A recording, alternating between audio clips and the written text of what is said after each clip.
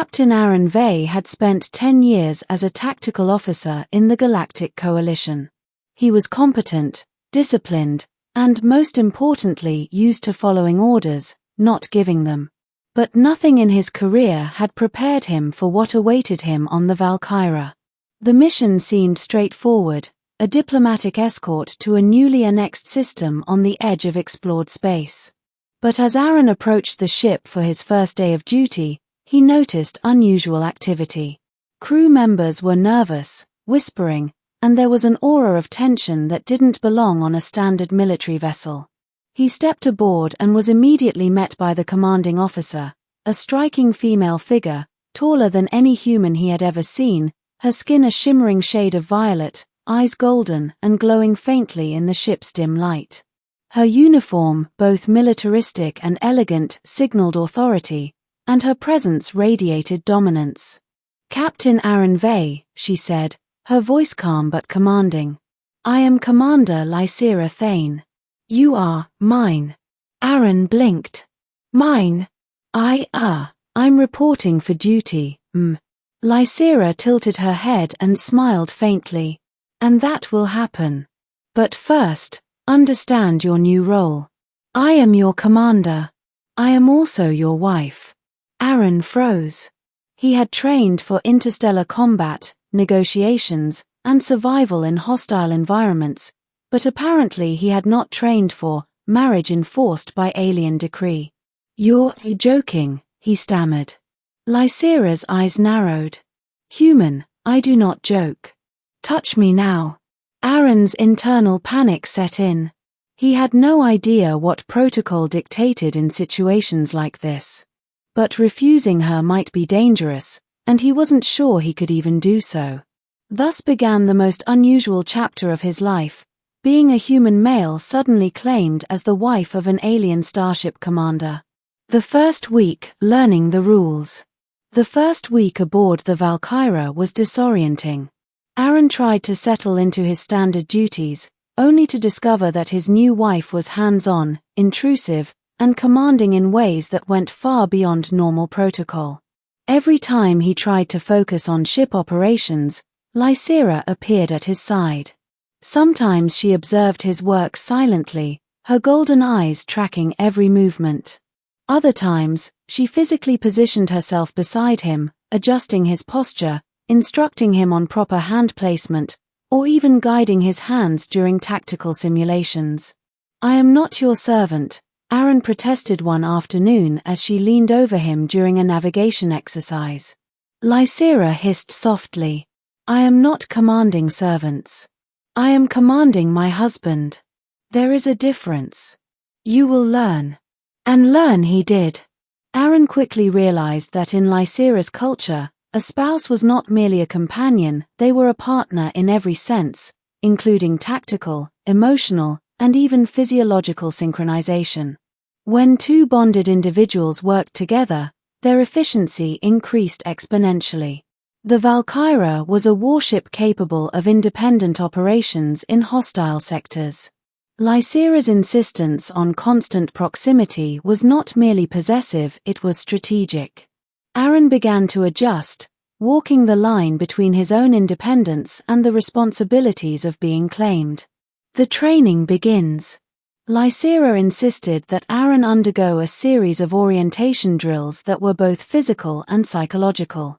The first was combat synchronization. They sparred in a zero-gravity training chamber. Aaron had always been proficient in hand-to-hand combat, but Lysera moved with a fluidity and precision that was entirely alien. "You must anticipate my movements as if we share one mind," she explained. "In battle, hesitation means death." Aaron tried, and failed, repeatedly. Every misstep drew a quiet hiss of frustration from her, and every success earned a rare nod. Next came the cognitive linking exercises. These were intense. Using alien neurointerface helmets, they shared short bursts of thought.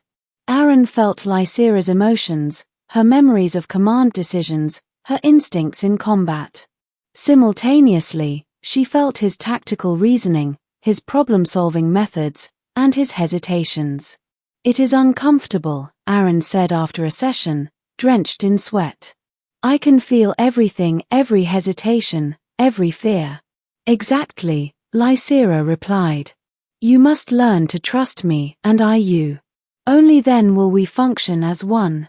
It was exhausting, humbling, and strangely intoxicating. Aaron discovered that Lysera's command over him was not domination in the way humans understood it, it was integration. He wasn't just a subordinate, he was now part of her extended awareness, her spouse, and a critical link in the ship's operation. The unexpected moment. One evening, Aaron was reviewing ship logs alone in the captain's quarters. Lysera entered without knocking, a slight smirk on her face. "You seem tense," she said. "Relaxation is part of partnership." Aaron froze as she stepped closer. "Lysera, I am your wife. Touch me now," she said, sitting in his lap without hesitation. Her gaze locked onto his, unwavering. Aaron's pulse spiked. Everything inside him screamed to resist, yet every instinct told him to comply. Slowly, carefully, he placed his hands over hers. "You are serious," he whispered. "Always," she replied. Her tail, long and expressive, curled around his arm. Integration requires connection.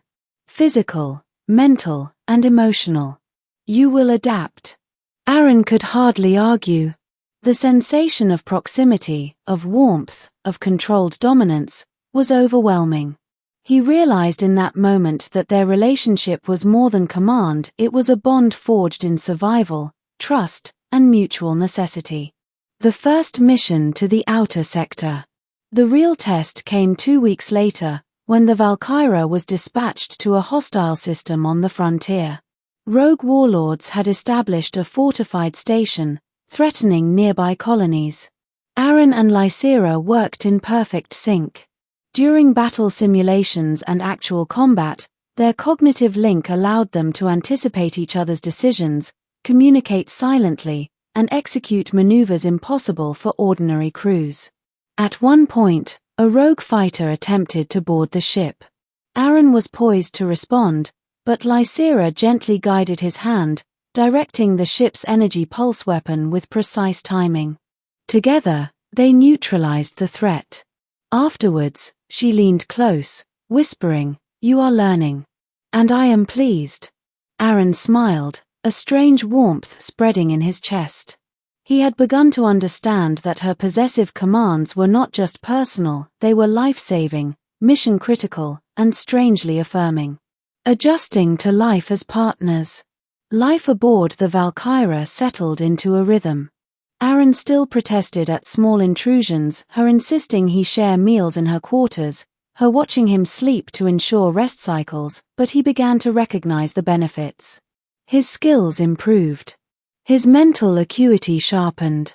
His confidence in command grew.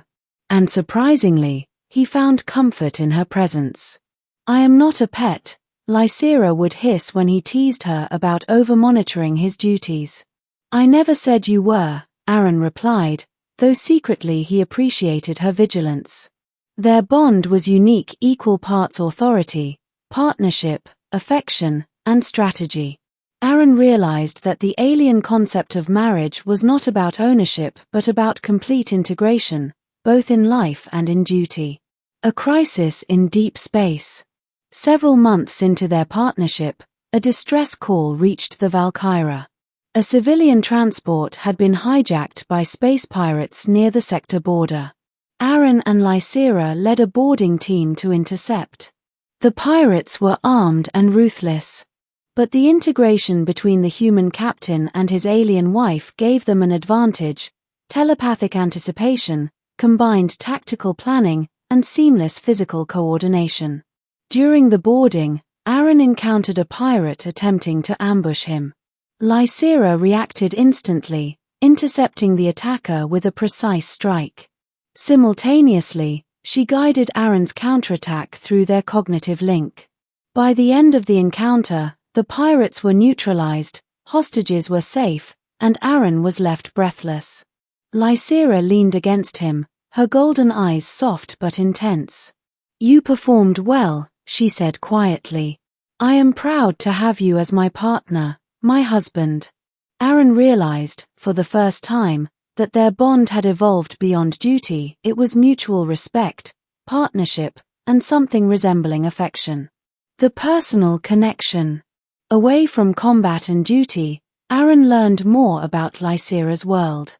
She shared stories of her upbringing in a strict matriarchal society, where spouses were chosen for both skill and compatibility. She explained the rituals, the customs, and the expectations. In return, Aaron shared human stories, family, humor, and cultural quirks. Lysera listened with fascination, sometimes shaking her head, sometimes laughing softly.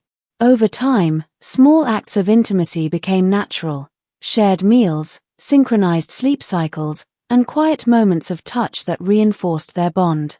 Yet she never relinquished her authority. She maintained the delicate balance between dominance and care that defined her species.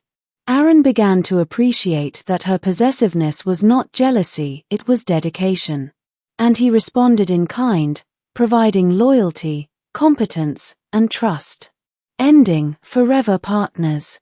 Years passed. Aaron adapted fully to life aboard the Valkyra, no longer confused or intimidated by his unusual role. He and Lysera became a legendary command team, known across the sector for their strategic brilliance, courage, and coordination. One quiet evening, as the twin suns set on a distant planet, Lysera leaned against him, her tail curled around his arm. "You know," she said softly, "you could have resisted." Aaron smiled. "I suppose I could have. But I don't think I would have survived as well without you." Lysera's golden eyes glimmered. "Good. I am pleased you understand.